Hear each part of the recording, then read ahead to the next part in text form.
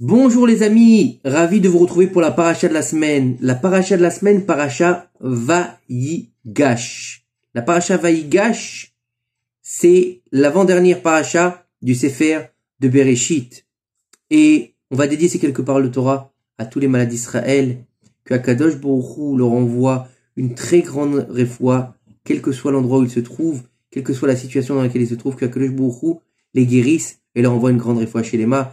Et bien sûr, l'Avdil, que on dira ces paroles à toutes les personnes qui sont tombées au combat, à toutes les personnes qui sont tombées dans ce 7 octobre, que Akadosh Baruch Hu venge leur sang et que Be'ezrat Hashem, le Mashiach ben Rabbeinu, se dévoile Bekarov Mamash. Amen. Dans la paracha de la semaine, paracha Vayigash, vers la fin de la paracha, on va voir que la rencontre entre Yaakov et Pharaon. Yosef Hatzadik s'est dévoilé à ses frères et donc ils sont allés récupérer leur père en Eretz Kenaan pour le faire venir en lui disant que Yosef il était vivant. Et donc, lorsque Yaakov se trouve face à Pharaon, Pharaon, très disgracieux, lui dit, mais dis-moi, t'as quel âge toi? Ça c'est des choses, c'est des questions qu'on pose, c'est vrai. Un mec qui vient devant toi, la seule chose que tu as dû lui demander, c'est quoi? Quel âge tu as? Et Yaakov, il lui répond qu'il avait 130 ans et que pendant toutes ces années, il n'avait subi que des tourments sévères et amers et qu'il n'avait pas mérité la grande faveur dont jouissaient ses saints-pères. Et sur ce verset, les anciens Baalei Tosafot, ils vont nous rapporter que Yaakov s'est plaint que toute sa vie, il n'avait vu que mal et souffrance. Et Hachem, à cause de cela, l'a puni en lui retirant 33 ans de vie correspondant aux 33 mots prononcés face à Pharaon. C'est dur quand même, 33 ans de vie. Le Midrash rapporte, quand Yaakov a dit que sa vie n'était que mal et souffrance, Hachem lui a dit, oh, Yaakov, mais qu'est-ce qui t'arrive? Je t'ai sauvé d'Esav, je t'ai sauvé de Lavan, je t'ai rendu Dina, et je t'ai rendu Yosef. Et toi, tu te plains de l'amertume de ta vie? Par ta vie, je réduirai ton existence du nombre de mots que tu as employés pour te plaindre. Et tes jours n'attendront pas les jours de ton père Yitzhak. Alors maintenant, si on compte les paroles dites par Yaakov, on ne trouve que 25 mots. Mais quand nous ajoutons à cela la question de Pharaon, nous trouvons en fait 33 mots. Et si c'est ainsi, Akadosh Baruch Hu, il aurait dû retirer à Yaakov seulement 25 ans. Pourquoi il lui a retiré alors 33 ans? C'est pas normal. Pourquoi est-ce que la question de Pharaon, qui n'a rien à voir avec Yaakov, elle est retirée aussi des années de vie de Yaakov Avinu? Alors, il faut comprendre que le Rambam, il va nous dire sur ce verset, il me semble que Yaakov avait l'air extrêmement vieux et que les gens de l'époque ne vivaient pas aussi vieux. C'est pour cela que Pharaon lui a demandé, mais quel âge as-tu? Car il n'avait jamais vu quelqu'un d'aussi vieux tout au long de son règne. D'ailleurs, Yaakov a dit qu'il avait 130 ans et que bien que les années de sa vie soient moindres que les années de vie de ses pères, il était marqué par les souffrances de sa vie. Donc, en fait, si on comprend bien et si on lit bien ce qu'on vient de dire, quelque chose a poussé Pharaon à demander son âge, l'apparence extérieure de Yaakov, à savoir les cheveux de sa tête, sa barbe blanche comme neige, les nombreuses rides qui couvraient son visage, son corps voûté, son visage sombre, montrait qu'il était d'une vieillesse extrême, bien plus que Pharaon n'était habitué à le voir.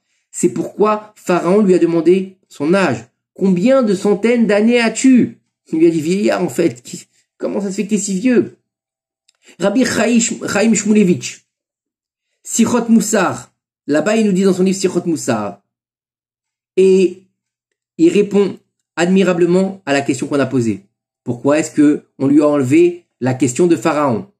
Et il nous dit en fait, si notre père Yaakov avait accepté toutes ses souffrances avec amour et joie, cela aurait moins affecté son apparence extérieure, et il n'aurait pas paru aussi vieux. Si notre ancêtre Yaakov avait été joyeux, il aurait sûrement eu l'air plus jeune, et Pharaon n'aurait pas eu la curiosité de demander son âge. Ça veut dire que s'il avait accepté avec amour, avec joie, c'est la volonté de Dieu, eh ben, il aurait été moins marqué par les souffrances. C'est donc l'apparence extérieure de notre ancêtre Yaakov qui a mené Pharaon à lui demander son âge. L'apparence extérieure de notre ancêtre est le résultat direct de la grande amertume avec laquelle Yaakov a subi ses tourments. Il était dans la rasra totale, Yaakov. Puisque la question de Pharaon est le résultat de l'amertume de Yaakov pour ses tourments, alors Akadosh Baruch Hu a retiré en plus des mots exprimés par Yaakov les mots de la question de Pharaon. Tu as fait en sorte que Pharaon te pose cette question, donc on va inclure dans ton décompte de ta mauvaise réponse la question de Pharaon. Si tu avais accepté avec joie ce que je t'avais envoyé, on n'aurait pas été dans la même dynamique. Pharaon ne t'aurait pas posé la question. Dans ce contexte, Rabbi Chaim Shmulevitch, il rapporte des paroles simples comme il est écrit. Pourquoi donc se plaindrait l'homme sa vie durant? C'est marqué dans Echas. Et l'interprétation de Rashi sur le verset disant pourquoi une personne vivante devrait-elle se plaindre à Hachem? Pourquoi devrait-elle lui en vouloir sur les événements difficiles? Après toute la bonté que je lui accorde, après que je lui ai donné la vie et je ne lui ai pas porté la mort, c'est vrai. On devrait remercier Dieu de nous avoir donné la vie, même si on a des souffrances. On devrait accepter avec amour. Et en fait, comment est-ce que l'homme, il n'en tire pas une leçon? Il dit pas, comment est-ce qu'il peut en vouloir à la personne qui lui a donné la vie? Comment est-ce qu'il peut dire que Dieu, pourquoi tu m'envoies des souffrances? Tu lui as donné la vie, le plus beau cadeau. C'est comme si un homme avait gagné le jackpot et qu'en même temps, il avait cassé sa cruche et son tonneau. Vous pensez qu'il serait en train de souffrir de cette grande joie? Après tout, le bonheur qu'il reçoit élimine tous les petits sentiments de chagrin qui viennent sur sa personne dans sa vie quotidienne. Imaginez un mec qui gagne le loto. Le type, il gagne le loto, d'accord? Et il fait tomber un verre d'eau. Qu'est-ce qu'il s'en fout? Il a pas pleuré. Oh, j'ai perdu un verre, faut que je rachète un verre. Il va se racheter même un service complet. Ainsi, un homme doit ressentir la grande bonté d'Hachem qui lui a donné la vie. Sa joie et son bonheur doivent être sans limite, jusqu'à ce qu'il ne ressente absolument plus de tracas dans la vie. Et même des souffrances intenses telles que Yov a eu ne seront rien face au sentiment de joie de vivre en soi. À cause du manque de joie et de gratitude de Yaakov Avinu, Hachem Ilbarach a raccourci sa vie.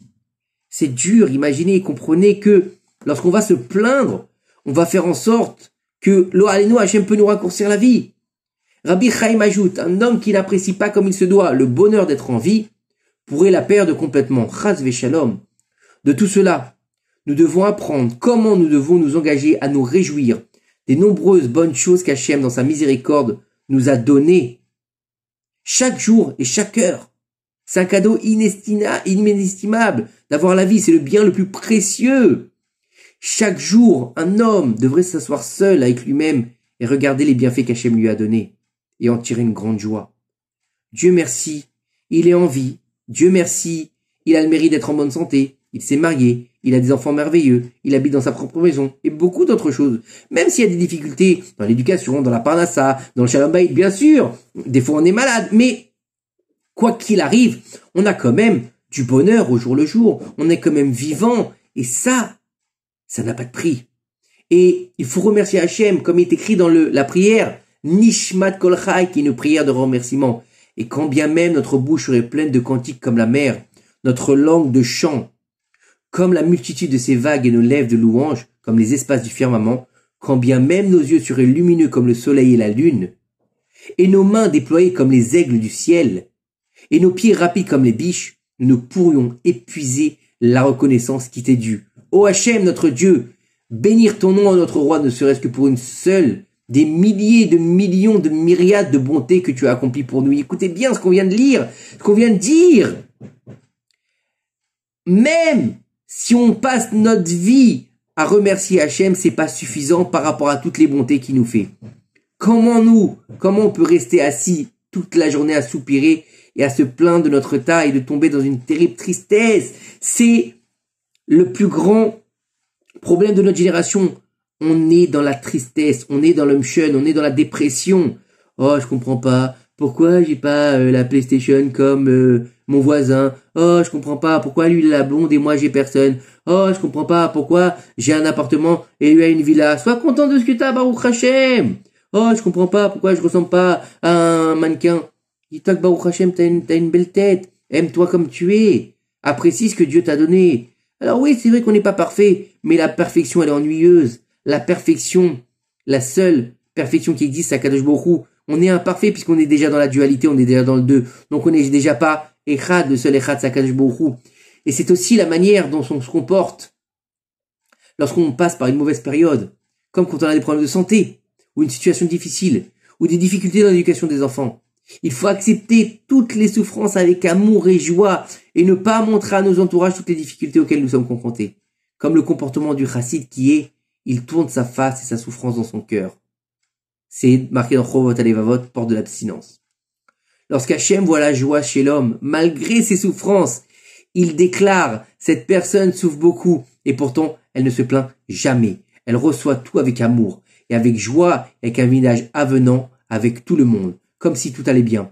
Alors, écoutez bien, alors Dieu va dire, alors je m'assurais que vraiment tout aille bien pour elle. Si cette personne, malgré l'adversité, malgré les souffrances, malgré les problèmes, elle dit, Bezrat Hashem, ça va. Bezrat Hashem, on va rebondir. Ça va aller, Bezrat Hashem. Elle est souriante. Malgré l'adversité, Akadosh Baruch Hu fera en sorte qu'elle réussira à aller vraiment bien. On raconte l'histoire d'un homme riche qui était aussi un érudit. Chaque fois qu'il finissait une Gemara, il allait voir le Maguide de Mézérich pour recevoir sa bénédiction. Le Maguide de Mézérich qui était le maître du Baal Hatanya. Et un jour, après avoir fini, il est venu voir le Maguide, il avait fini Masechet Brachot, il est venu voir le Maguide et lui dit, attendez, Vodarav, je comprends pas cette phrase-là, est-ce que vous pouvez m'expliquer? On doit bénir le bien, le mal, comme on bénit le bien. On doit bénir le mal comme on bénit le bien. Au lieu de lui répondre, le Maguide lui a dit, en vérité, il n'y a qu'une seule personne au monde qui peut t'expliquer cela. C'est Rabbi Zusha d'Anapoli. Va le voir et il t'expliquera. En arrivant à Nipoli, le riche l'a découvert Rabbi Zusha. Rabbi Zusha, il était extrêmement pauvre. Ses conditions de vie étaient épouvantables, nous disent nos sages. C'était quelqu'un qui n'avait rien. C'était limite presque un clochard. Sa hutte était délabrée. L'eau de pluie coulait à l'intérieur de tous les coins. Sa femme et ses enfants avaient été vitement déchirés. Et le visage de Rabbi Zusha et de tous les membres de sa famille, il rayonnait comme si c'était les gens les plus riches du monde. Imaginez, le riche lui a leur demandé « Comment votre honneur fait-elle pour être heureux? Et malgré l'angoisse qui l'entoure, et comment doit-on bénir le mal comme on bénit pour le bien ?» Écoutez bien ce que Rabbi Zusha lui a répondu. C'est énorme. Rabbi Zusha l'a regardé perplexe et lui a dit « Je comprends pas. Pourquoi le Maguide de Mézérich vous a envoyé chez moi? Pour comprendre la douleur et la souffrance.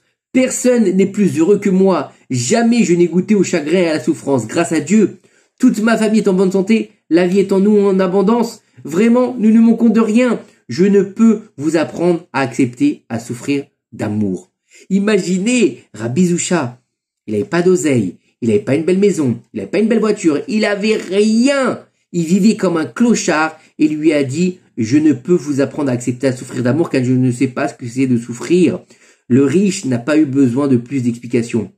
Il est hélas retourné à sa glorieuse vie, pleine de honte et de disgrâce. Dedans, on doit apprendre que malgré l'adversité, malgré la difficulté, malgré les échecs, malgré toute la vie qu'on peut endurer dans cette période actuelle qui est compliquée, garder espoir que tout est pour le bien et accepter les épreuves avec joie et se dire que ce que fait Hachem, c'est toujours pour le bien. Que ces quelques paroles de Torah nous aident à faire venir le Mashiach. Bimra Rabbeinu. Amen. Partagez. Faites découvrir à vos amis et que Akadosh Baruch Hu vous bénisse et bénisse le peuple d'Israël. Shabbat Shalom Mevorach.